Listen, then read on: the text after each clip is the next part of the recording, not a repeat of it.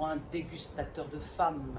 Pour un homme blasé mais puissant, elle était véritablement splendide. La ressemblance qui l'avait tant frappé dans les lueurs mobiles du boulevard, cette femme l'avait toujours en pleine lumière. Seulement, celle à qui elle le faisait penser n'avait pas son visage aux traits si semblables qu'ils en paraissaient identiques. Cette expression de fierté résolue et presque terrible que le diable, ce père joyeux de toutes les anarchies, avait refusé à une duchesse et avait donné, pourquoi en faire, à une demoiselle du boulevard. Quand elle eut la tête nue, avec ses cheveux noirs, sa robe jaune, ses larges épaules, dont ses hanches dépassaient encore la largeur, elle rappelait la Judith de Vernet à un tableau de ce temps, mais par le corps plus fait pour l'amour et par le visage plus féroce encore.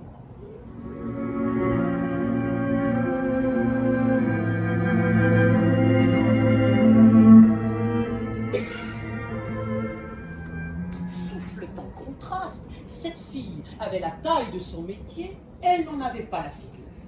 Ce corps de courtisane qui disait si éloquemment « prends », cette coupe d'amour aux flancs arrondis qui invitait la main et les lèvres, était surmontée d'un visage qui aurait arrêté le désir par la hauteur de sa physionomie et pétrifié dans le respect la volupté la plus brûlante. Heureusement, le sourire volontairement assouplie de la courtisade et dont elle savait profaner la courbure idéalement dédaigneuse de ses lèvres, ralliait bientôt à elle ceux que la fierté cruelle de son visage aurait épouvantés.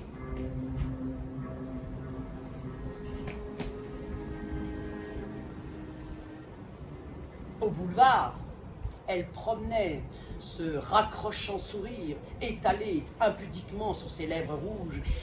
Mais au moment où Tressigny la tenait debout entre ses genoux, elle était sérieuse et sa tête respirait quelque chose de si étrangement implacable qu'il lui manquait que le sabre recourbé aux mains pour que ce dandy de Tressigny pût, sans fatuité, se croire Holoferne.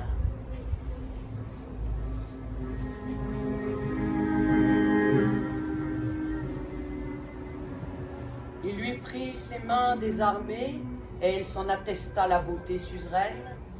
Elle lui laissait faire silencieusement tout cet examen de sa personne et elle le regardait aussi, non pas avec la curiosité futile ou sordidement intéressée de ses pareils qui, en vous regardant, vous soupèsent comme de l'or suspect. Évidemment, elle avait une autre pensée que celle du gain qu'elle allait faire ou du plaisir qu'elle allait donner. Il y avait dans les ailes ouvertes de ce nez, aussi expressive que des yeux, et par où la passion, comme par les yeux, devait jeter des flammes, une décision suprême, comme celle d'un crime qu'on va accomplir. Si l'implacabilité de ce visage était par hasard l'implacabilité de l'amour et des sens, quelle bonne fortune pour elle et pour moi dans ce temps d'épuisement, pensa Tressigny, qui avant de s'en passer la fantaisie, la détaillait comme un cheval anglais, lui, l'expérimenté, le fort critique en fait de femme, qui avait marchandé les plus belles filles sur le marché d'Andrinople et qui savait le prix de la chair humaine quand elle avait cette couleur et cette densité, et jeta, pour 2 heures de celle-ci, une poignée de louis dans une coupe de cristal bleu posée sur une console et qui probablement n'en avait jamais reçu tant. « Ah, je te plais donc !» s'écria-t-elle, audacieusement et prête à tout, sous l'action du geste qu'il venait de faire.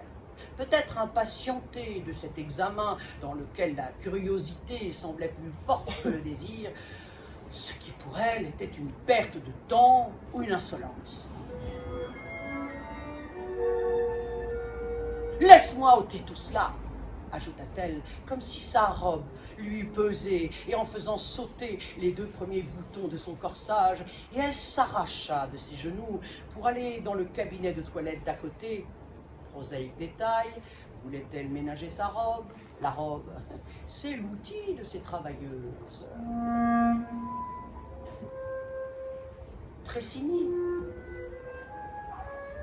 qui rêvait devant ce visage l'inassouvissement de Messaline, retomba dans la plate banalité.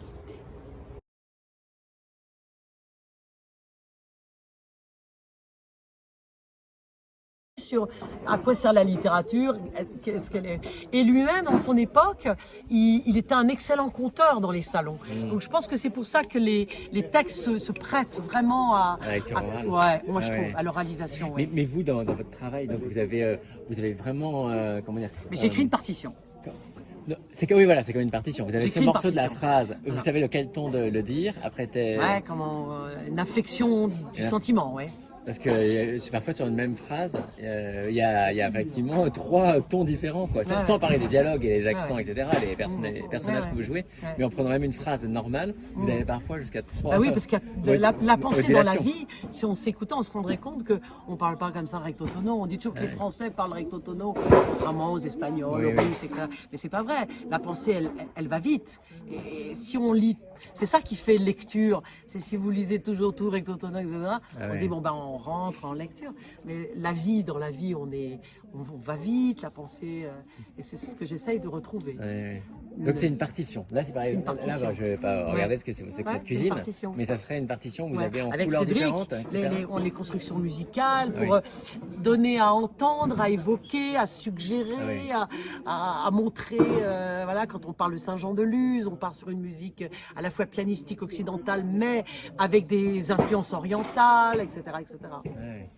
Donc voilà. C'est vraiment beaucoup de travail. Ah oui, on travaille, mais cette chose-là, ça a été des commandes que le Pays de Rêve, que Julien DM avait commandé. Donc là, il leur voulait parce que il y a longtemps qu'il l'a pas entendu. Mais donc c'est des commandes. C'est vraiment, on met un an à monter ça parce que c'est un gros boulot. Il faut d'abord bien faire découper le texte. Après avec Cédric, on se voit que ça. Et après, il faut mettre en bouche. Faut essayer d'en faire entendre les différents personnages et leur psyché aussi, parce que les êtres, ils ont à la fois leur... Et puis, non seulement ils ont une psyché, mais pas une psyché comme ça qui serait scientifiquement définie. C'est à travers le prisme de Barbet, qui est un moqueur, qui est un déconneur. Il se moque de tout le monde, il traque tout le monde, y compris lui-même. Donc, ce sont des personnages présentés à travers le prisme de Barbet. Donc, c'est ça que j'essaye de rendre. Moi, je me mets à la place de Barbet. Je suis son humble pitié, on va dire. Et je vous avais entendu aussi lire la première des nouvelles des Diaboliques, le nom m'échappe, mais la première des nouvelles des Diaboliques. C'est quand vous l'année dernière. Oui, alors l'année dernière, c'était le rideau cramoisi. Mais ce n'est pas la première. C'est pas la première non. Ah oui, d'accord. Dans le recueil, elle est au milieu, oui. Et vous en avez combien comme ça On a monté toute l'œuvre avec Julien DM. Ah oui, d'accord. Pour ça, il disait 15 ans, c'est pas 15 ans, on y a 10 ans. On a monté toute l'œuvre, sauf le prêtre marié. D'accord. Et sauf les œuvres de jeunesse dans la Pléiade, mais on a monté tout, sauf le prêtre marié, on a monté les romans, on a monté... Même en dehors des Diaboliques, vous avez même fait... Avant, on a monté La vieille maîtresse, on a monté Une histoire sans nom, on a monté tout ça. Histoire sans nom, qui est une grande nouvelle ou un petit roman, comme on veut. Non, on a même monté le journal, une partie du mémorandum. On a monté beaucoup de choses. Et Barbet d'Aurevilly, par rapport à quelques décennies, je pense, il a vachement décliné sa cote. Mais là, justement, il est en train de remonter. Et au bac français, vous avez vu, il est tombé au bac français. Exactement. Donc je pense qu'il va revenir là. Ça fait déjà... Ça fait quelques années? Ça fait quelques années que les Diaboliques sont au programme. Mais il y a beaucoup de profs qui ne savent pas par où le prendre, quoi. Parce que c'est les jeunes, en plus, en pleine adolescence, à ce moment-là. Donc ça les travaille. Ça les choque. Oui, mais ça c'est-à-dire qu'ils voient des choses incroyables sur des vidéos, mais d'entendre des choses dites comme ça avec autant de c'est cru par moments. On dit des choses. Même Flaubert, il évoque un destin infernal de Madame Bovary, mais c'est pas la même méthode. Là, il fait parler les personnes. Et puis les femmes ont une position que n'a pas Madame Bovary. Parce que Madame Bovary, elle est déchue, alors que lui, il met les femmes sur un piédestal. Toutes, elles se font toutes dans des passions. Mais au bout du compte, alors ce qui est drôle, c'est que le musée, bon, malheureusement, il n'est pas ouvert aujourd'hui. Il montre qu'il était le pire des misogynes. Et en même temps, c'est l'homme qui a le plus mis en valeur les femmes. Donc c'est un paradoxe. Et les paradoxes ne sont pas forcément toujours faciles à expliquer aux jeunes, je pense. Ouais. Mais je trouve que ça convient bien aux adolescents, justement par les pulsions et les passions, et avec toujours quand même, oui, certes il les décrit bien et ça peut être cru, mais il y a quand même le voile de pudeur toujours, il y a l'ironie, enfin il s'en sort, on n'est pas non plus dans on bascule pas, Non, ça reste non, quand c'est même... pas de la pornographie. Voilà, non, exactement. non. Donc je trouve que ça décrit quand même... On s'approche quand même. Oui, mais c'est pas mal je pense pour effectivement des ados. Ouais. Pudeur, je dirais pas, c'est très impudique. Oui, tout à fait. C'est un homme lui-même qui avait une vie complètement... voilà. Justement, Non, mais, il a été interdit. On n'est pas dans l'érotisme non plus. oui. Enfin, Si.